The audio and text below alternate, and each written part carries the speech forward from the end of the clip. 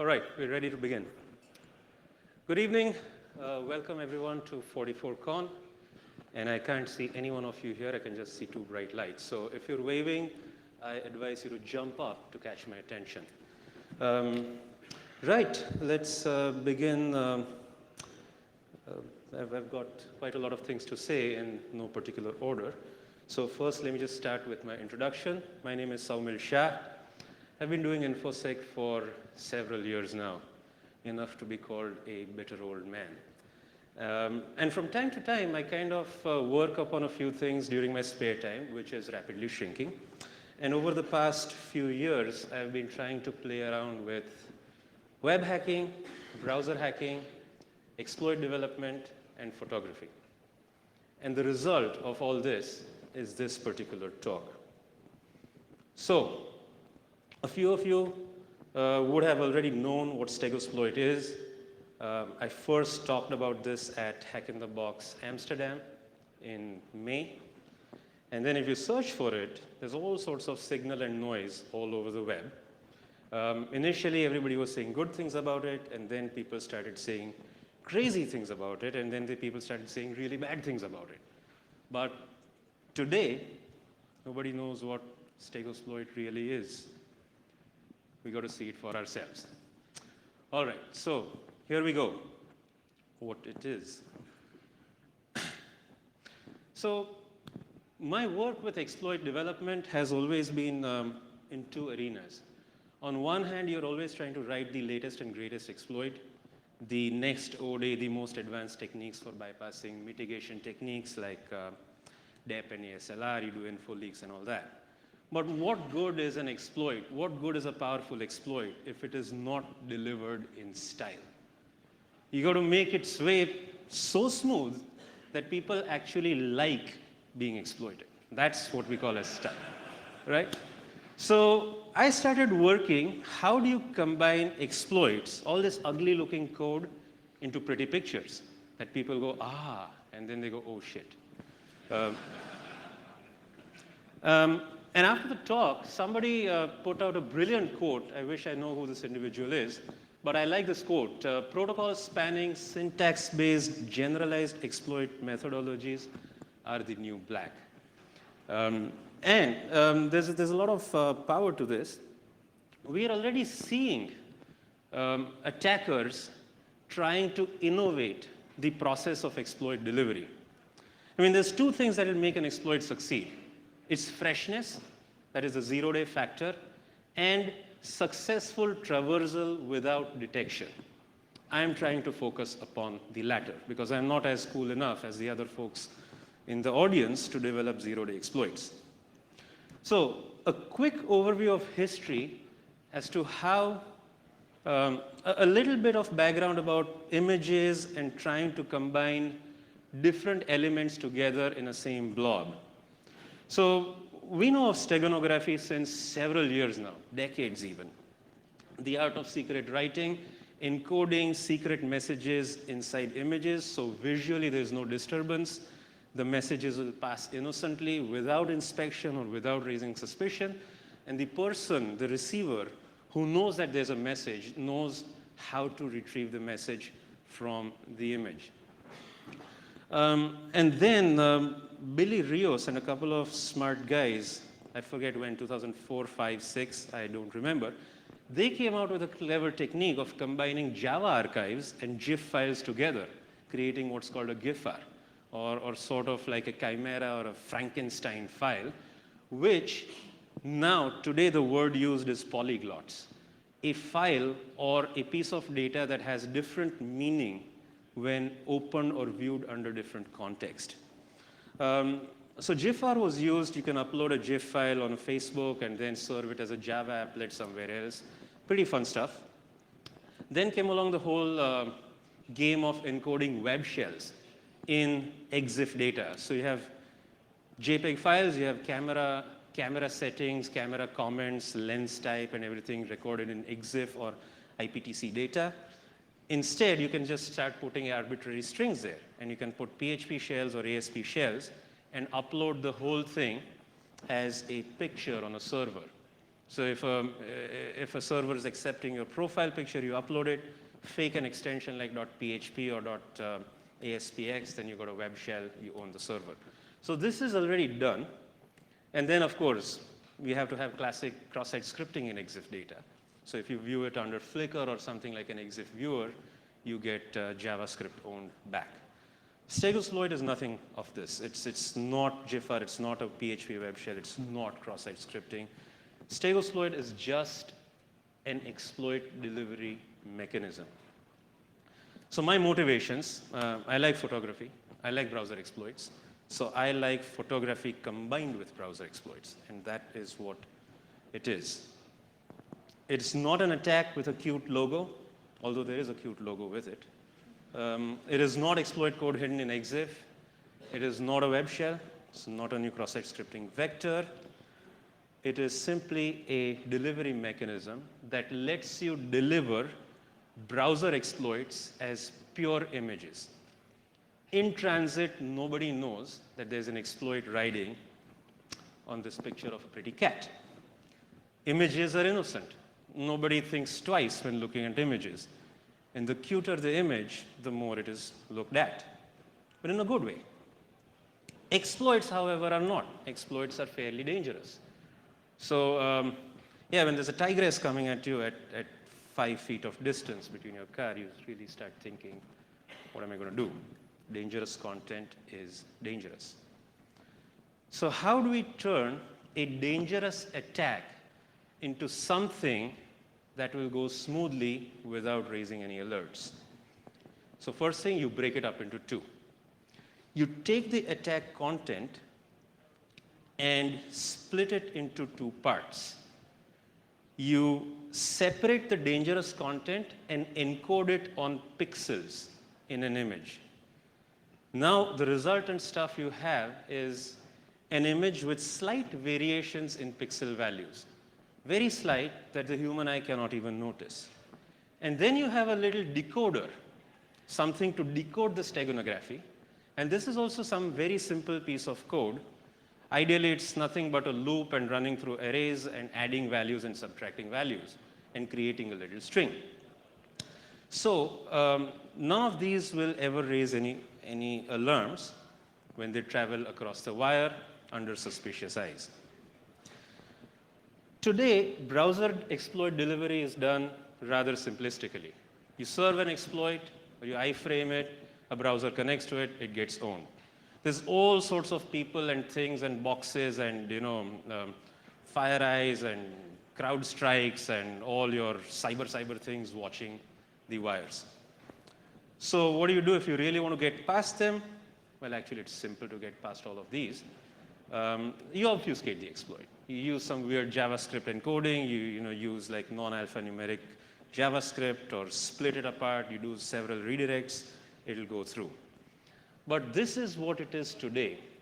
I'm thinking about what it's going to be tomorrow.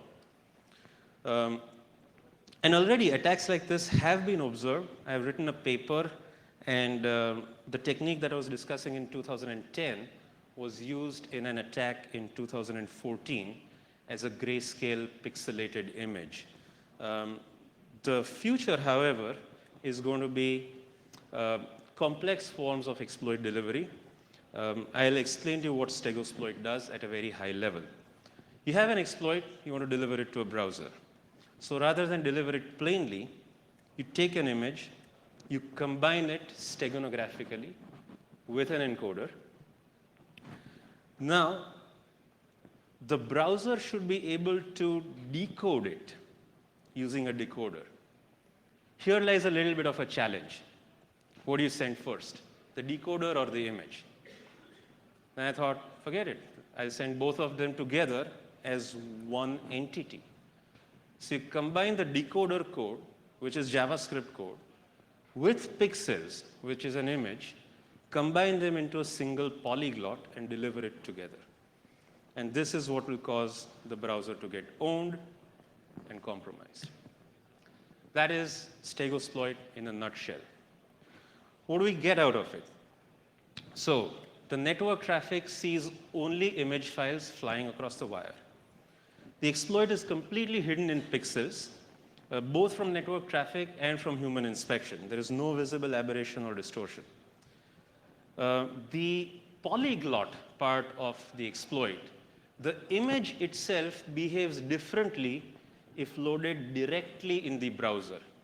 Not under an image tag, but directly as a separate URL. In this case, the image is no longer an image. The image behaves as a perfectly valid HTML file, and it will auto-run the moment you open it in the browser. When it auto-runs, the decoder kicks in, decodes all the pixels, delivers the exploit, and there you are, ownage. And all this happens with just one image, no more. So let me show you how it's done. I'll give you a quick overview of the steganography part of things. I am in no capacity an expert in steganography. I'm just a guy who's figured out how to put a few things on pixels. The stego stuff in here is very, very simple. However, it's too simple. It's so simple that steganography detection engines can't detect it. So the first step is, how do you hide the exploit code in the image itself? It's very simple. You take the string of JavaScript, break it up into a bit stream, spread the bits across as least significant bits on some pixel values, and there you go. The greater you spread it across the image, the better it will be. So here's the demo I did in Amsterdam earlier. This is a picture of my friend Kevin McPeak. He and I were standing outside de Bourse van Berlage, the oldest stock exchange in the world. And I said, Kevin, I'm just going to take a photo of you and paint an exploit on your face and then blow up browsers with it. He said, OK, let's do this. So on the I am directionally challenged. On that side of Kevin, I don't know which is right or left, is the exploit code. This is all the JavaScript. It is basically a use after free exploit, fairly new. This thing is going to go on Kevin's face. So this is CV 2014-0282. All right, so how does steganography work? Simple steganography 101. When you think of an image, think of a pile of transparencies stacked together. Think of 8 transparencies. Each transparency forms a bit layer. The topmost paper, the topmost sheet, is the most significant bit. Anything you draw on the top contributes maximum information content to the image. And as you keep drawing details down at the bottom, you'll contribute to greater detail but less information. So if I separate Kevin's image into its constituent bit layers, as I call it, the most significant bit looks like the picture we see over there. You see a broad outline. You can see his face. You can see the glasses. You can see his hand. And then, as you keep on going down the bit layers, the information content decreases and the entropy or the detail increases. And here are all the bit values. You have, this is bit layer 7. If you zoom in, and then you go down to bit layer 5, and bit layer 0 is just nothing but details. So now how are we going to put data on top of this? We'll take the bit stream of JavaScript, and we'll just start writing on any layer of our choice. Every 4th pixel or every 4th bit will be altered and replaced by the bits in our JavaScript. If we write everything on the topmost sheet, you're actually going to add distortion to the image. When you combine all the sheets together, your image will look, your image will actually look like this. You'll see all the aberrations. However, if you just take the top few sheets off and start writing at a lower layer, your resultant image will have little or no distortion. Here is the result of the exploit encoded at bit layer 2. You can't see anything. The whole exploit is there. Let's do this. I'll give you a quick demo, and we will see this in action. So let me go to my tools. I hope these things work because demos have this horrible property of failing when you most need them to behave well. Right on.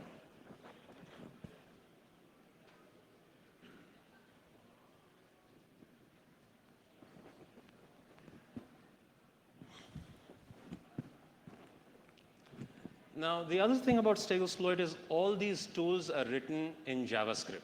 They can be run in a browser. You don't need anything fancy. The reason why it's all in JavaScript is because I need everything to be decoded in JavaScript. So I'm trying to keep it as simple as possible and let the browser do all the heavy lifting, including pixel manipulation.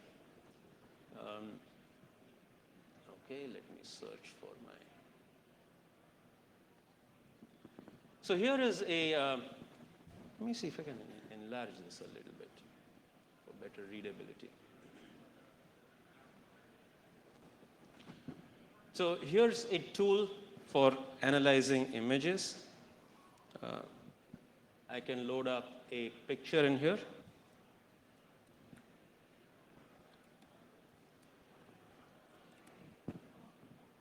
I don't have all the fancy jQuery to make dialog box pop-ups, I'm sorry. And here is the picture. On the other side of Kevin, you can see the histogram, the frequency distribution. And down below, this is a view of all the bit layers individually. Here is bit layer 7. And if I keep going down bit layers 6, 5, 4, 3, 2, 1, and 0, you see how the outlines disappear and the noise or the details increase. And if you start stacking them up, if you start superimposing them, so I'm now clicking them on one after the other. I'm also doing some image equalization for us to visualize the pixels. If we don't do equalization, the resultant image is so faint, if I turn off equalization, you really can't see anything. That's how faint the pixels are. But you enhance them using night vision. And as we stack these up, the image starts building up. At layer 5, actually, Kevin looks like the dude. He looks like the Big Lebowski. Yeah. Right. So this is how the layers are. Now let us see how we can write onto it. We will try to encode JavaScript on top of one of these layers. And I want to show you the effects of what it takes to write down lower layers. So let me do the encoder demo. Right, we'll take his picture again.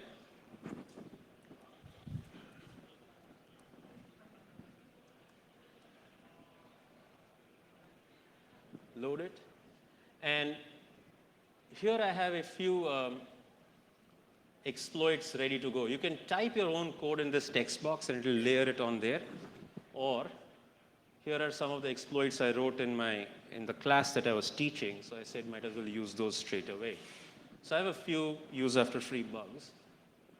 We can take the C input use after free with a meterpreter. And here's the JavaScript code of it. This is all the JavaScript with the shell code and the ROP chains and all the fun stuff. And now I'm going to write it on a particular bit layer. Let me write it on bit layer 7. And I will choose a pixel grid of 3 pixels by 3 pixels. So I'm just spreading out the pixels in 3 by 3 squares. And here I'm going to click process. So this is the resultant image. As you can see, the image is pretty distorted. This is, somebody's going to suspect, like, what the heck is all this in here? They're not going to like it. And here is the resultant view where I've actually just broken it up into red and black dots. By the way, all these tools are available. You can play with this on your own at leisure as well. I'll talk to you about the tools slightly later on. But notice what happens when we go down the layers. So instead of bit layer 7, I'm going to go down bit layer 5 and reprocess the image. Now you see that the pixelation is slightly decreasing. There is some pixelation, but it has noticeably decreased. The intensity is going away. And as I go down to bit layer 2, the distortion, there is no distortion. You really just can't tell. There's nothing visually wrong with this image. But the whole thing has been burnt on this, the whole exploit has been burnt on this image. Well, not so fast, you will say. The observant ones will call bullshit on this, saying, hey, this is a JPEG file, so if you actually save this, you're going to lose pixels in compression, because JPEG is not lossless compression. It will approximate nearby pixels, and you will actually lose information. So I struggled with it. I actually tried to figure out how the heck can I overcome lossy compression. And I went down a path where I was studying the discrete cosine transforms in the DCT tables and tweaking those values, until I hit upon a very simple solution that doesn't matter if you lose some pixels. Whatever pixels are left becomes the source image. You run it in a feedback loop and keep burning the same data on top of it again and again until all the pixels come out right. Let the computer do a few loops, and we'll get it accurately done. So with that, we will encode the exploit in the JPEG and serve it out. By the way, if you do this on PNG, PNG is lossless. You can do it in one pass. No pixel value will be lost, and your recovery will be 100% accurate. But I like JPEG files, because I'm a photographer. So I have to have it on JPEG for me to be happy. OK, so here it is, loaded up. I'm going to encode the exploit on layer 2. And the grid spacing is going to be 3 by 3 once again. The exploit of my choice is the meterpreter exploit. Here it is. The C input with the meterpreter. And when I click on process, this is the first pass. This is going to be the resultant image. But when I save it as JPEG, there'll be loss of information. There'll be errors. So I'm going to click the slow motion button on and iterate through various passes. With all the passes, you'll be able to observe what happens to the image with each subsequent pass. So I will encode the pixels, save it as JPEG, try to decode it back. There'll be some errors. And here I'll calculate the delta as to how many characters are in error, what is the error rate in recovery. And then take the resultant output, feed it back in a loop until all the errors reduce to 0. So here we go. So here is the image. And on this side, you can see the pixels, the red spots, the errors slowly disappearing. And the delta will converge from 99 to 60 to 25. And with this, even though there are some pixels that were malformed, the decoding is perfect. It's not bothering it. The JPEG is clean. And now you get a perfectly encoded JPEG file with no errors in steganographic recovery. This is good to go. This is good to travel on the wire without being inspected. Next step in the process is the decoding. So step 1 is done. In fact, if you actually blow up the bit layer 2 and you start inspecting into the darker areas, you'll be able to see the effects of the encoding in the black regions. Like you can see some patches on his shirt still show the pixelation, and some patches in the doorway still show the pixelation. But these are too trivial to notice. This is because I've equalized the images. Right, so lossy compression overcome. PNG, no problem. There's no loss, so one pass and you're going to be able to encode everything. The other advantage with PNG is it works across all browsers. JPEG encoders differ from browser to browser, so there's a little bit of some ironing out that I still need to work into my tools to make JPEG decoding perfectly compatible across all browsers. Step 2 is how are we going to decode the pixel data? And this has to happen in the browser itself. So what's going to help us over here is HTML canvas. Beginning with HTML5, all browsers introduce the canvas element where you can manipulate images using JavaScript in the browser. And one of the features that HTML canvas allows us to do is read pixel values of a loaded bitmap.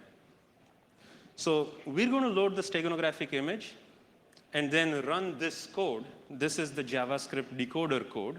It will lift every third pixel, every fourth pixel from a particular bit layer and separate the bits, assemble it back into a stream, create a string out of it, and then execute the string as JavaScript. A few of other researchers also called out bullshit on executing the JavaScript string because if you use eval, that's very evil, and everybody will catch you for using eval.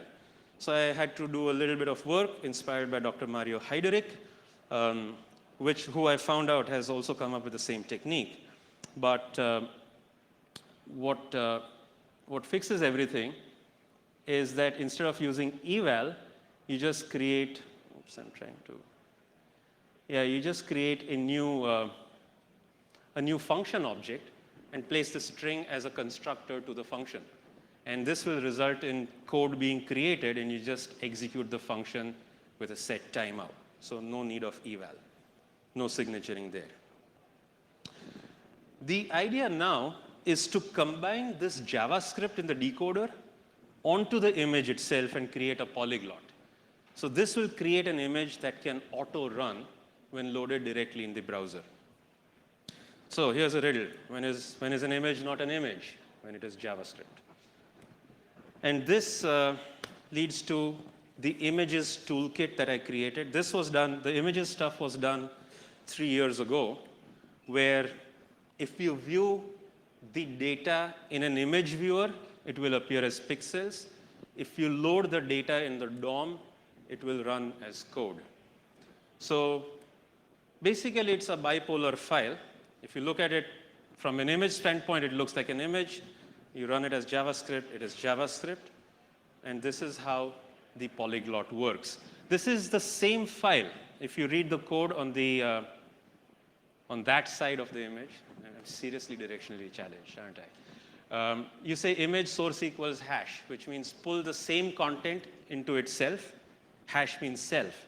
And then you see a perfectly valid image. But if you have script source equals hash, the same pixels run as a JavaScript, and it'll run JavaScript on top. So how do you now combine this with JPEG files, and how do you combine this with PNGs? This, by the way, is a GIF file. It's very easy to do in GIF. JPEG took a little bit of work. So we have images JPEG, which will let you combine JPEG with HTML, with JavaScript, and CSS, all in one container. If you load it as JPEG, it's a perfectly valid JPEG file. If you load it in the browser directly, it's a perfectly valid HTML file, which will load itself as JavaScript and apply itself as a style sheet on top of it. Everything all in one. So here's the secret sauce. The art of polyglot creation is somewhat of, gut feeling, knowing about the file format, and talking to cool guys like Angie Albertini, who is, I believe, the polyglot master. But I put my own humble attempt. So here's how the polyglot is done. If you look at the JPEG header and break it down, all your JPEG files will have what are called markers or sections. I forget the proper terminology. And your JPEG file is comprised of several markers combined together.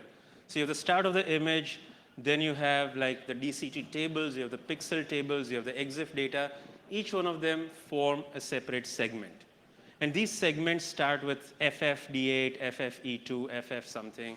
These are all the 2-byte FF values indicate a start of an image.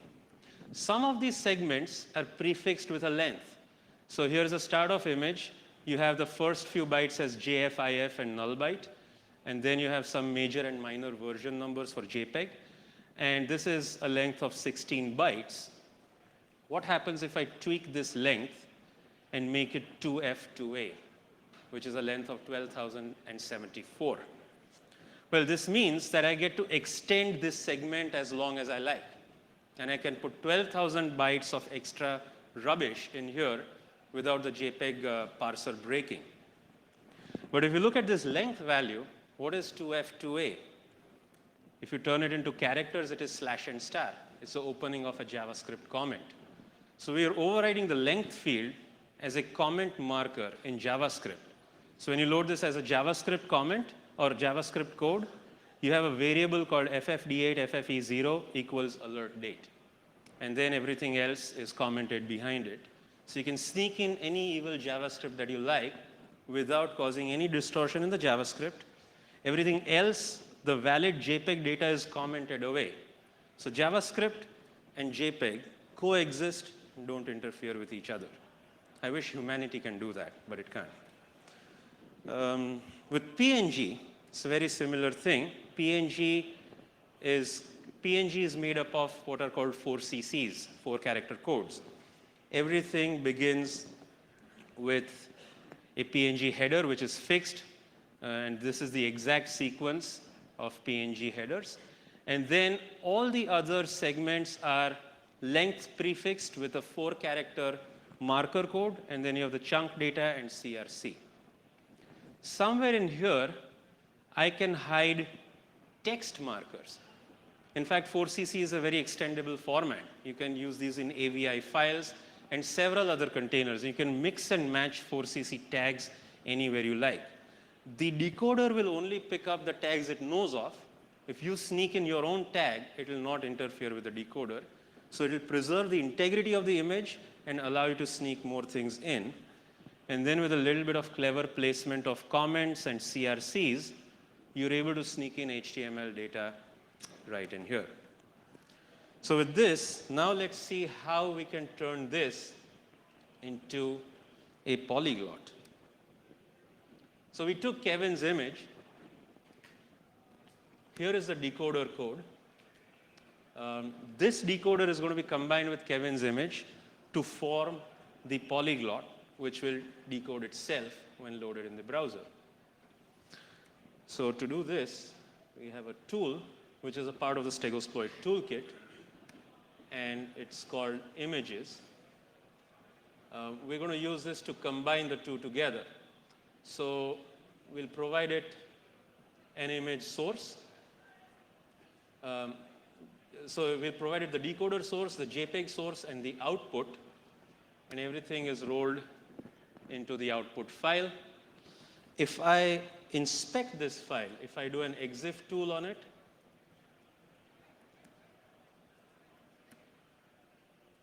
it will show me perfectly valid exif data. All the JPEG stuff is visible. If I run the file command on it, then it passes as a very valid JPEG file. However, if I show you the innards of it,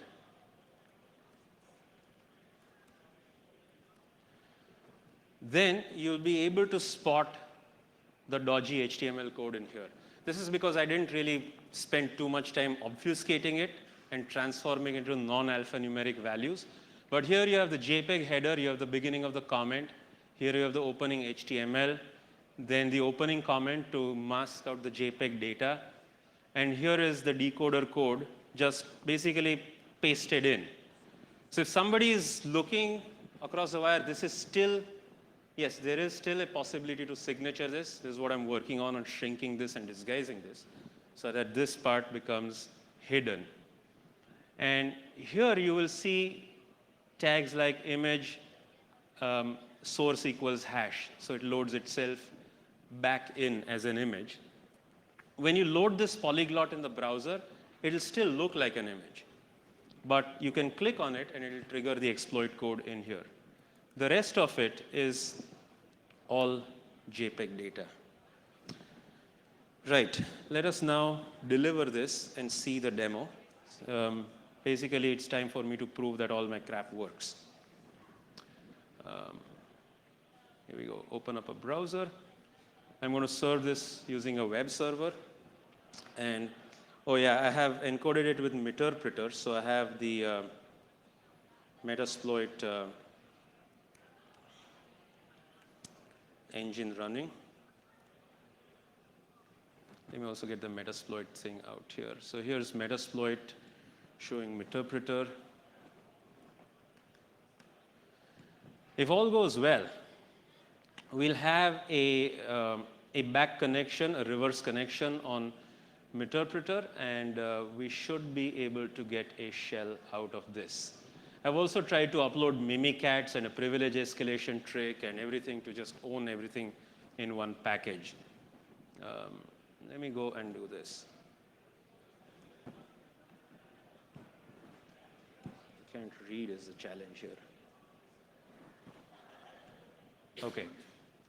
So here I'm just going to load up the image as it is without any image tag or anything getting in the way. So here is the encoded image, Kevin C input Meterpreter. I click on this. What you see in the browser is just a very simple image. But this is actually an HTML file. If you do a view source, you'll realize that this is a, if you do a view source, it'll show that this is a JPEG, and then it'll show all the HTML in here, all the commented out JavaScript, and other stuff. Now, I'm going to click on this. The moment I click on this, the exploit code will kick in. The first thing that the exploit code does is it does a heap spray. So you'll see the CPU spiking up. The heap spray is also done in HTML canvas. I'm loading the ROP chains using pixels by creating hundreds of canvas tags. It's a little slow, but it works very well. And it is portable across every browser. So heap spray detection techniques also fail miserably because I don't know that a canvas is a heap spray. So here we go. I clicked on it, and CPU spikes up. It'll stay spiked up for a while because IE's canvas rendering is really slow. If this were a Firefox exploit, which I'm going to show you a little later, the heap spraying is really, really fast. So after a few seconds, if it doesn't crash, we'll get a reverse connection, and then we'll have Meterpreter. There we go. Meterpreter opened up. All these privilege escalations command running, screenshots taken, migrating. I think I've screwed up the Meterpreter script. The migrate fails. But, and then we try to do mimikatz. I think mimikatz has also failed. But nonetheless, we still have a shell. So yeah, the browser is owned at this point with a single JPEG file traveling across the wire. Right.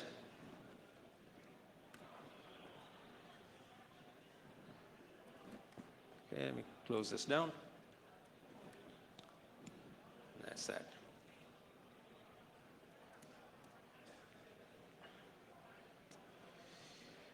Okay, next demo is with PNG. So let me show you a PNG demo, and this time I'm going to use color images. The PNG exploit is it's basically a Firefox exploit. So what I showed you was, I showed you the IE exploit.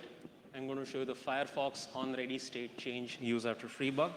The idea is to demonstrate that any browser exploit can be combined with an image, be it PNG, be it JPEG, travel as pixels, use a decoder, and everything happens using HTML canvas. Ironically, IE6 is safe from this technique simply because it does not implement HTML canvas. Okay, last demo coming up with Firefox, because all browsers must get owned equally.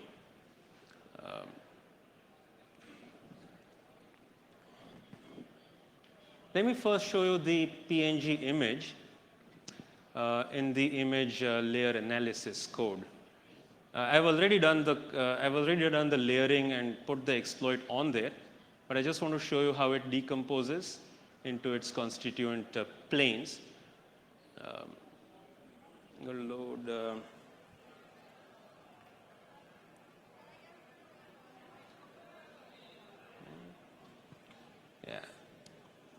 images, T24.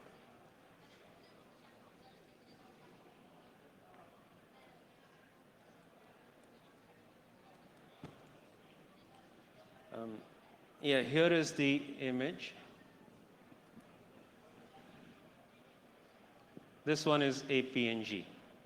So it's a picture of another picture of a tiger. I like tigers very much. I love to go see them in the wild, which is a beautiful thing. So this is, now with PNG and with color images, even in JPEG, you get the ability to play around with red, green, and blue channels.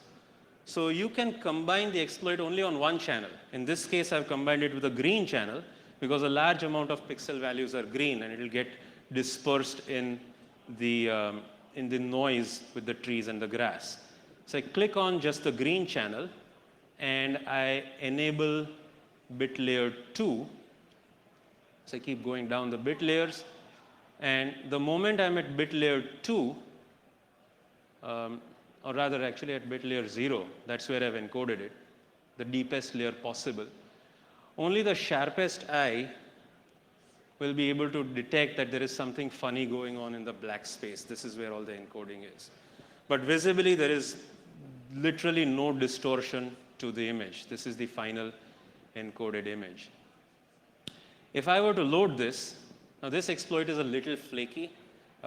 It's not because my Stegosploit technique is flaky, it is because my exploit writing skills suck. They don't suck that much, but they suck a little when it comes to stabilization. So you have to give it a couple of tries because I'm still working out the kinks with Firefox JavaScript timing issues. But let me load this up straight away and see if we get a calc out of this. If we don't, let me click open the task manager. Here you'll see that the heap spray is very swift. So here goes the heap spray and should finish in a short time. Okay, it didn't work. And we'll try it 3 times. So second out of 2 out of 3 chances. Let's see if the second one or the third one gets lucky. If it doesn't, I'm going to give up. Here it is, second time. Heap spray again. Cal. Okay, this time it worked. So, demonstration of different exploits, different browsers, different image formats. What about detection? One of our friends, their company runs a private VirusTotal. I'll never upload this on VirusTotal because then those buggers will find out how it's all done. And I don't want to populate Google's AV engines. So upload it on their local VirusTotal, everything green, no detection. So far, the detection rate is 0. This just passes as a very simple image. Okay, couple of points about package delivery. There's a few things that come in handy as far as browser hacking goes when it comes to delivering this polyglot to the browser. So how do we just make it load when you click a URL? You can use browser's content sniffing techniques. You can deliberately, if you control the web server, you can deliberately send out text HTML MIME types to force a JPEG load as HTML. And if you have all these JPEG markers being visually displayed in the DOM, you can use cascaded style sheets and colors to hide them or mask them to white on white so that you don't see them at all. With these 2 images, what I did is I simply removed the extension. I dropped the extension, so the browser has to make a best guess as to what type of content is being served to me. This is a table I pulled out from the Browser Hacker's Handbook by, or not the Browser Hacker's Handbook, the Tangled Web by Michael Zalewski. And he has a table on, a Boolean table as to the criteria that will be applied by a browser to perform content sniffing or not. Content sniffing is basically inspecting the stream, a first few bytes of the stream, and making a decision on what type of image it is or what type of data blob it is simply by looking at the first couple of kilobytes or something. So for me, in both these cases, dropping the extension forced IE and Firefox to do content sniffing, and they picked up HTML first and rendered this as HTML. If not, I could have forced a text HTML MIME type if I controlled the web server that the attack was being run from. But using content sniffing, what I can do is I don't need to control the web server. I can upload this anywhere and provide a direct link, and somebody just clicks a direct link. The exploit is served from ImageBucket's browser, or ImageBucket's web server. The second technique I can use is clever caching. And this basically is a incident response nightmare. Let me show you how this is done. So if you make a GET request and the web server serves you an expires tag, the browser will keep the object in the cache until the expiry date. The next time you try to look for it before the expiry date, the browser will not make a single request to the web server. So using this, I can basically give you time-shifted payloads. I deliver the exploit in the past and then trigger the exploit sometime in the present.